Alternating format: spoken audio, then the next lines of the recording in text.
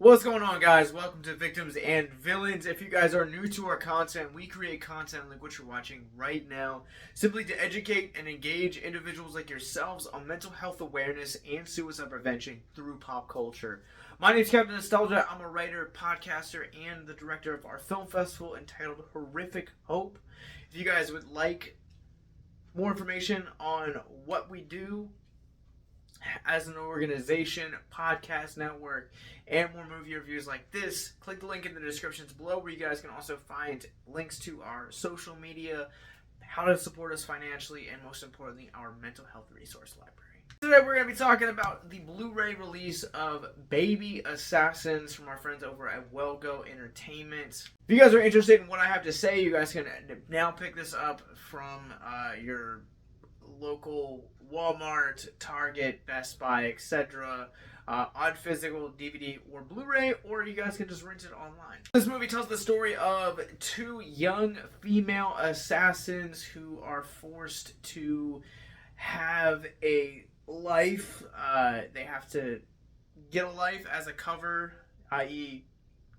get an apartment, keep real jobs, as a way to keep the covers. They run into the Yakuza from a past experience, and it comes back to bite them in the butts. They have to go to war. I don't know how many people are watching this movie right now and are part of my generation. This movie reminded me a lot of Agent Cody Banks, just kind of with like a mobster twist to it, and sprinkle in a little bit of that Kung Fu Ip Man action, and you would get Baby Assassins. Two leads are really charming. They have a odd couple type dynamic that goes on where you have one that's really an outgoing person. She has a really bubbly personality. Then on the flip side, you have another one that is very antisocial and finds solace in actually being an assassin. But with the sociopathic female, it's interesting her character journey because she's trying so hard throughout the entire course of the film to belong. And I'll talk about that more in the mental health section of this video. But one of the things that I really thought was really interesting about her characters and how the film kind of played it off was that her journey was kind of coming to peace with herself. And it's interesting when you're talking about that from a character development perspective, because it's not very often that you're finding something like that taking place. You have one character that starts off at the beginning of the movie and they are one extreme emotion, and throughout the events of the film they end up coming onto the other end of those events and being a completely changed person. But it's very rare that you see someone kind of stay the same but also kind of come to grips with who they are as an individual and their identity. I found that aspect of this movie really refreshing. Like I said, this movie reminds me a lot of Agent Cody Banks. And I don't know how many people have recently tried to rewatch that. I rewatched it a couple months ago, and by 2022 standards, it has not aged very well. That's all I'm going to say. But one of the things that has aged well from that movie, and that this movie does really well, is it does action sequences really fun. There's a lot of fun to be had at this movie. It kind of feels like it's contained, and it's kind of almost like against the budget to release kind of a little bit more of this energy. Like, it's a lot of this film is a lot of odd couple type chemistry and dynamics that are being placed in here. For a movie called Baby Assassins, there's not a whole lot of actual assassinating and or assassin type sequences that take place. You would think in a movie like that it would be like John Wick level action, and this film really doesn't lean into that. On the contrary, this film really leans into a lot of the humor and a lot of the camp, and to some degree that works, and to some degree it kind of almost feels like you were promised something and it delivered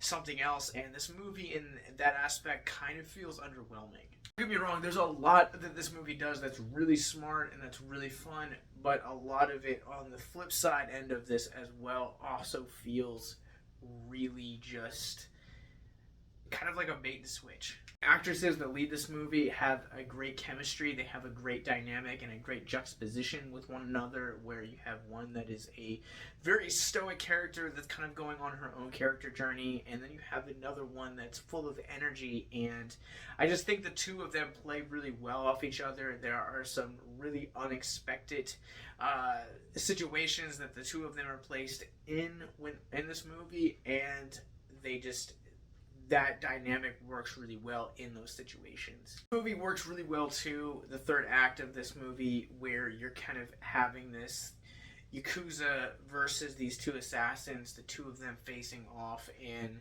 this very animated, very lively battle. It definitely is a fun time. Like, a lot of that fun time that you're expecting isn't always as prominent in this movie as I would like it to be. The villains of this movie feel really paper thin. It's kind of like they just went to like we need a bad guy who's the most cliche, most paper thin person we can think of, and that's who we got. We got this family at the center of it that was part of the family was affected in the girls' pasts, and part of it was affected in the girls' futures, leading to our climax. The antagonistic element of this movie feels like an afterthought, like just completely like it was trying to tell these stories of these like odd couple and this fish out of water story between these two characters, and somewhere along the ways the director or the writers were just kind of like, we need a bad guy, and they just kind of shoehorned one in here, and it does not work very well. So I'm going to give this movie a 2.5 out of 5. I think this movie has a lot of great energy, a lot of great dynamics between its two leading characters, but a lot of this movie falls flat because of it trying to do a bit too much with its odd couple setup, not necessarily balancing the action. The action and the villains both in this movie feel like an afterthought when it's all said and done. But some of the character dynamics and character journeys are interesting and refreshing, to say the least. And if you guys are new to our content, what we typically do when it comes to Blu-ray releases, if we're going to spend most of the video talking about the film and our thoughts on the movie, but also the mental health breakdowns. I'll get to that in just a few minutes.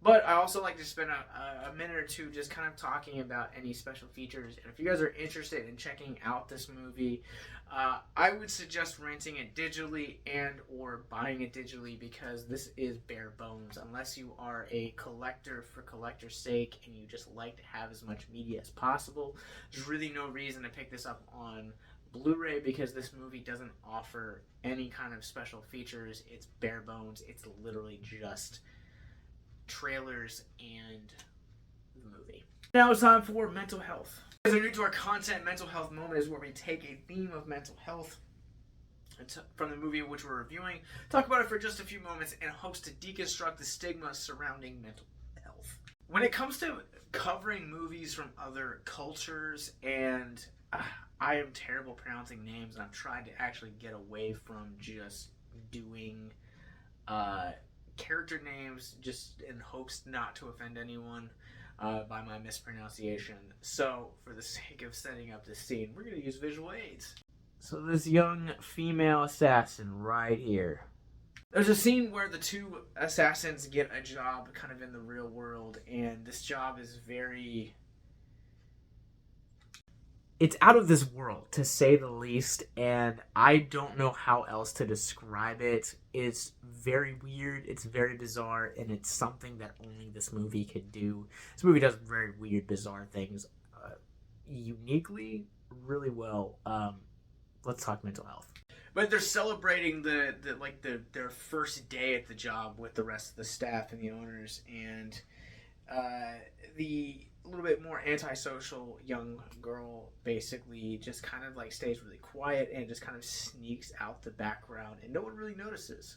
And not to bring up another movie, there was another movie that was released years ago. It was a small production. It was called To Save a Life, and basically tells the story of a young man who attempts to a last ditch effort to uh, stop his suicidal desires. Ends up going to a church and ultimately kind of has that same experience with this girl has. I think sometimes there are so many of us that can relate to that, where we just kind of feel unseen or unnoticed or unheard in these kind of larger group settings.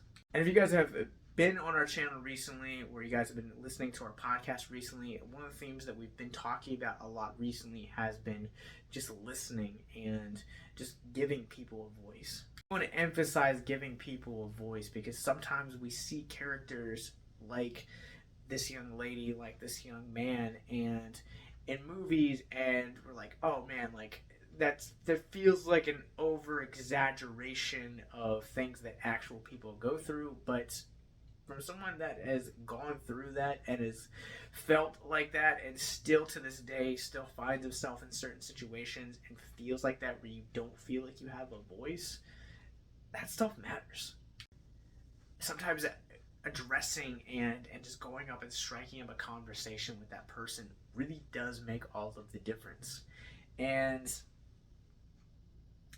I will say that I said it on the podcast many times that I am a man of faith, and there comes a point where I wouldn't be a man of faith if it wasn't for a few people coming up and talking to me, specifically just about the music I listen to, or my history with the church, or just asking, striking up a conversation, whatever X, Y, or Z the conversation just happens to be about. And it really does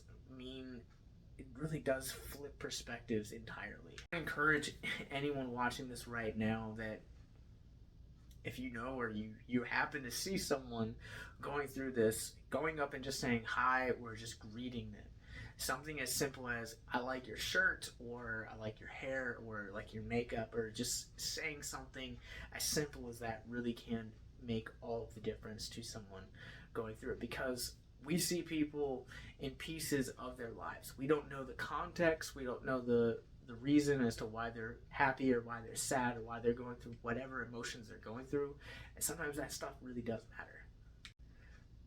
So I hope this is encouragement and a challenge too. If you see someone, please see someone in that kind of situation, stop and remind them that they are seen and that they can be heard.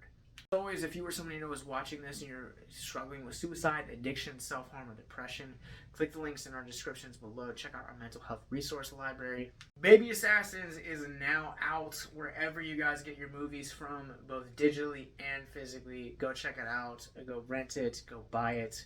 And check it out from our friends over at Wellgo Entertainment. And make sure that you guys hit the subscribe button below and the bell icon, so that way when we do movie reviews like this, you guys are the first to hear about it. Have a good night, guys.